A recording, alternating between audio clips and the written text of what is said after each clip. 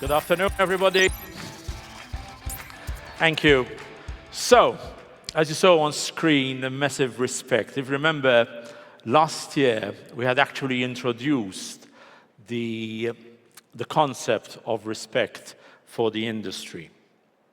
But there's a story behind this, and I think there's a very important story also. 20 years ago, Malta was the first European jurisdiction to regulate the iGaming sector. And since then, Malta has become no ifs and no buts, but the Silicon Valley of the iGaming sector. And that's exactly why thought leadership events as Next happen on the island, with some of the top leaders in the industry. But we also have a lot of responsibility around that. A responsibility because when we say we're the Silicon Valley, we are the flag bearer for the industry. There's so much talk about the industry, and also so much talk from people outside of the industry and how they look into the industry. So just to give you a bit of a recap, maybe, what we're doing is that Malta has taken a flag bearer approach to showcase the industry outside of the actual sector itself, going to bankers, going to European institutions, talking to international journalists about the industry and how the industry should be respected. If I had to give you just one little anecdote, recently I was interviewed on a corporate governance event held by the Malta Stock Exchange. And I was interviewed by the digital editor of the Financial Times. And the first thing he asked, he said, "Oh, come on, Ivan, you're going to talk about respect in the gambling sector? What's all that about?" And that's exactly what we want to do. But that's exactly the feedback that we get from outside of the industry. Why is it respect? Why is it RESPECT? And we thank Aretha Franklin for that, essentially. Responsible gaming. The industry is all about responsible gaming. Entertainment. What we do is we sell entertainment. We entertain people. Speed. It's fast. It's a fast industry. And we saw all the examples over the last 2 days. It's a very professional industry. We've gone from being a cowboy industry to having, major operators listed on the stock exchanges in the world. Enhanced due diligence. There's no other industry which is so regulated and where we've got regulators hounding, at each and every step. So people have to level up and up their game. Consistency. Consistency is key. We are seeing continuous growth even here on the island when it comes to the industry, and especially when it comes to talent. Suffice to note that we calculate we get 800 open vacancies on a rolling 3-month period in the industry here on the island. That's no small number. That's no small number. The industry accounts for 10% of our gross value added. We see just over 12,000 employees working within the sector, another 2 indirect on the sector. But what's also very important is ESG. The industry has embraced ESG, and we want to showcase this to the world. And in fact, just this afternoon, there's been an ESG track organized by our friends at Betsson, the Betsson group, talking about this. A couple of years ago, we never used to really open this up or discuss these opportunities, I would say. And to help me do that today, please allow me to introduce Eduards who leads all responsible gaming initiatives within Betsson. And the idea here is I want you to give a real case and real-life scenario of what happens here and tangibly what you're doing from the island for the industry. Hi, everyone. Thank you for the invite, Ivan. It's a pleasure to be here, and it's a pleasure to support you with your statements and with your ideas and the projects. Yes, we have been doing the sustainability track today. It's been a great event so far, and I think we have seen quite a lot of interest. As you said a couple of years ago, it probably would have been a bit more empty, but now the room was really full, and I think it's very, very nice to see a lot of interest from people and a lot of guests coming and joining us there. I promised I will speak about sustainability and our sustainability framework. I will, but I don't want to go too much into the details. It's quite a comprehensive framework. You can see it on the screen. I'm not going to go through it. I think the most important part about sustainability frameworks is not the pictures that we see on screen, is actually the work that is being done on the background of that and the substance that it creates. I'm responsible for one of the areas of that frameworks, which is the responsible gaming one. It consists of many other areas as well. You can see it's about ethics and business compliance as the second large part, and it's also about climate impact, social impact, and employee impact. Don't worry, I'm not going through all of these details now. But there is one thing I wanted to say on that note that you have mentioned when it comes to ESG, when it comes to safer gambling, and when it comes to responsible gambling. I have started myself in that industry over 15 years ago. It was a very different world back then. It was April 2009 when I started working on the front line. And I can assure you, and I'm sure that everyone who has the pleasure of being here and everyone who has been a part of this industry for a while will agree that inevitably we have done a tremendous progress from what we have been back then. Even if we look at 5 and 10 years ago, the progress is undeniable in my opinion. What we do in the areas of transparency, what we do in the areas of ethical marketing, what we do in the areas of having the websites easy to use, intuitive, simple, and transparent, as I said, is just tremendous. So thank you for all your help on that, in that area, and thank you for the support. Thanks, Ivan. Thank you, Edward. Thank you. That's really, really interesting. And please, continue following the insights also coming from these, from these Trek sessions and Betsson, etc., etc. What really makes me proud of being part of this industry, and honestly, it's an honor and a privilege to serve this industry, because as Gaming Malta, as a non-profit foundation set up by government and by the MGA, ultimately we are there to serve the industry, and there's my team here today, Annalise, Corinne, Sean, and Ray, and that's what gives us that extra pace in the morning, essentially, to serve the industry. Why?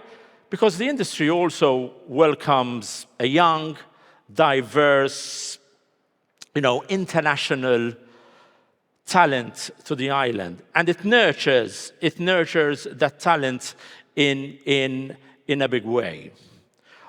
It helps that we've got the sun, the sea, and this is what makes a lifestyle in Malta. But ultimately, we can have all the best talent in the world. We can all have the best beaches, in Europe. But essentially, we need to retain talent.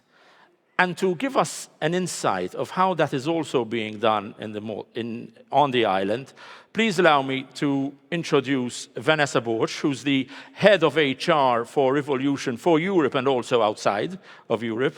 I got that right, correct? Yes. And Van, we have actually visited your studios recently. We have seen the expansion plans also for the island. What's the magic sauce on retaining the talent which you nurture? Thank you, Ivan, for the invite. And yes, I must say, it is a subject matter that has been delved into quite a bit over the last 2 days, so I'm pleased tapping into it. I start off by talking about the importance of hiring for cultural ad rather than cultural fit, placing vacancy ads out there on different platforms so as to attract diversity and divergent thinking in the way of addressing problem solving. I move on to building rapport in terms of pre-boarding. At times we start building rapport with employees as soon as they join, but now we've introduced a number of touch points before that so that they feel that they're part of the community way before that. We look at ensuring, that employee experience doesn't just sit with HR, but goes beyond. There are a number of influencers throughout the employee's journey that could support in ensuring that the employee feels engaged. Moving on to the importance of feeling that element of psychological safety. So create an environment where people can add value, make mistakes, ask questions. It's okay. Let's pick up on the learnings following that. Moreover, although many companies do place an onus on the importance of exit interviews, and at times we have the tendency to run those exit interviews for the people we are sad to see leaving, let's instead allocate resources towards stay interviews as well, and ensure that we get a pulse check of what's triggering people to stay within the organization. We look at the physical well-being of the employee, and that's all great. But let's also look at, more than that, let's look at the mental well-being of the employee, so going beyond just the physical. Let's ensure that our employees feel that they own their learning, Very often, organizations have a plethora of training programs they have in place. And yes, let's plug and play a few people there and make sure that that's part of their career journey. But moreover let's build an environment where people feel they can tailor-make their own learning program. And let's look at their trajectory and build on that. Moreover let's look at being agile and bold with career advancements. Very often organizations may have just structures in place, structures that are there, and they could be linked to LinkedIn of service and the works. Rather than that, now that most employees go for non-linear growth, different roles, different positions and the works, let's build an environment where people are promoted in relation to their readiness rather than the length of stay. There isn't enough words to talk about recognition, have that ingrained in one's culture, in anything and everything that people do that is worth mentioning, let's recognize.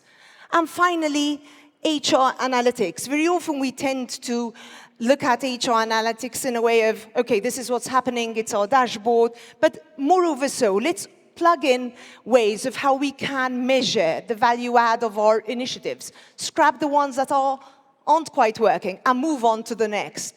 So this is very much even a career, a candidate market. So employee retention needs to be high on everyone's agenda. And especially with so many young people, right? Correct. Wanting to join the industry, joining the industry, and keeping them essentially motivated. That's it. Thank you, Vanessa. Thank you for joining. And talking about young people, one thing I want to mention, so esports. So we are actively working for Malta to be the esports capital, in Europe, essentially. And only last weekend we had the ESL Pro League season. So that's that's the top Counter-Strike teams on the island battling it out for the ESL Pro League Cup. Some numbers around that. The prize pool was of just over $700,000. That's not a small number. Concurrent viewers watching the final was close to 500,000. And that's all what's happening from the island. And we're actually continuing. There'll be another tournament now also towards the end of August and September.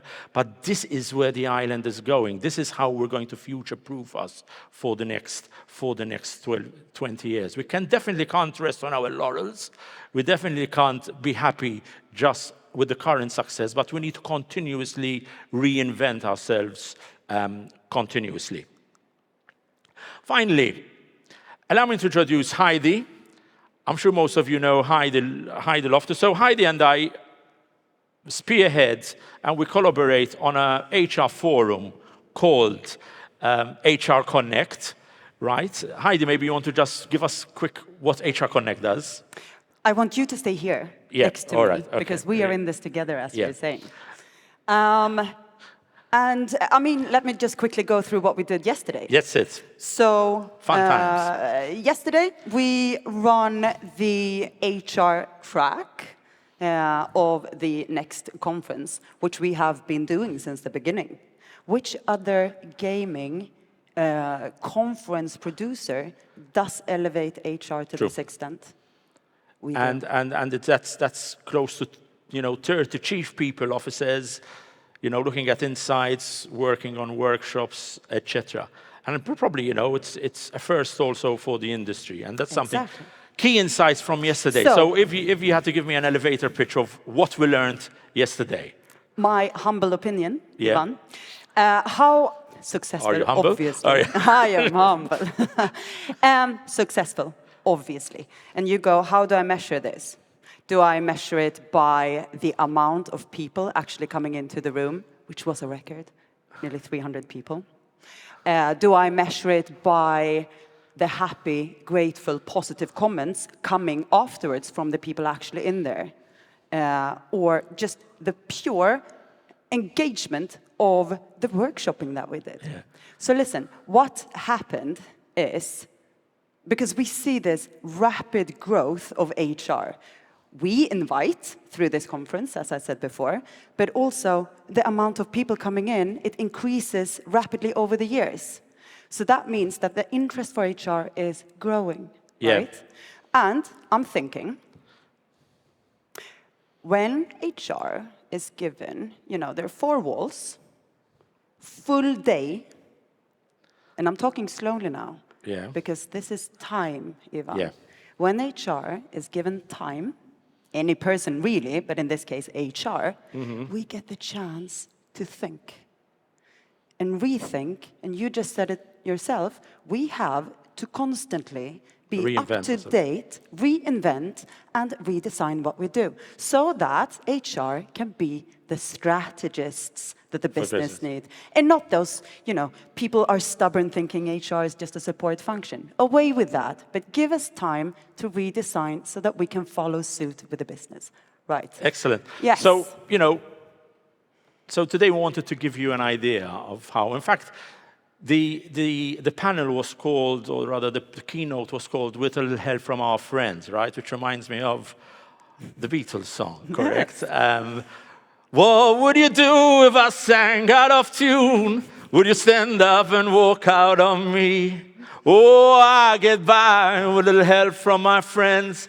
And on that note, Malta will remain the home of gaming excellence, not a center, not a hub, but a home. And our European credentials, our good governance, our knowledge of the gaming sector, and we all speak the same language, because we not only speak English, but we also speak and understand deeply gaming. We retain our home of gaming excellence credentials. Thank you, and thank you also for being on the island. Thank you.